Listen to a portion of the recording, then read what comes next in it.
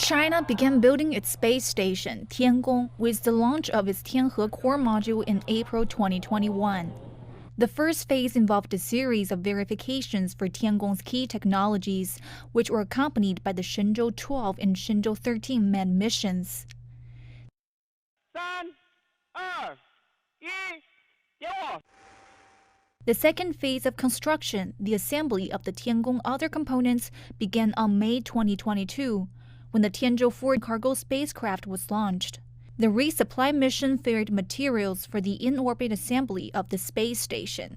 Within a month, on June the 5th, the Shenzhou 14 crew took off from the Jiuquan Satellite Launch Center in northwest China, carrying Chen Dong, Liu Yang, and Cai Xuzhe.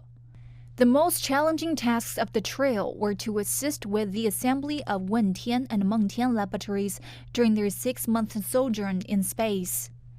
The first laboratory module, Wentian, was launched and successfully docked with Tianhe core module, expanding the space station in July. With the space lab moved to a radial port of the core module, the Tiangong formed an L shape. The Wentian lab module is designed mainly for experiments in space life sciences. Taikonauts have used the lab and equipment to begin experiments on plants. The experiments are significant to meeting nutrition needs in space. The research on the theocress and rice will provide insight into how to grow vegetables and grains in space, so as to facilitate mass production in space in the future. The main function of the airlock on the Wentian lab module is for conducting extravehicular activity, or EVA.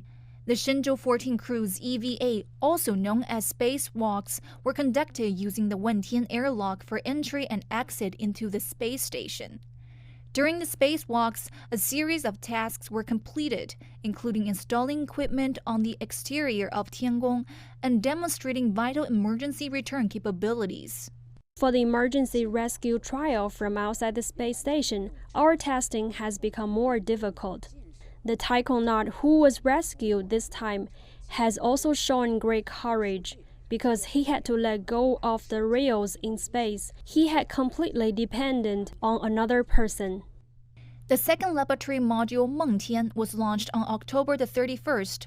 However, unlike the Wentian, its airlock is mainly for the automatic entry and exit of cargo and equipment.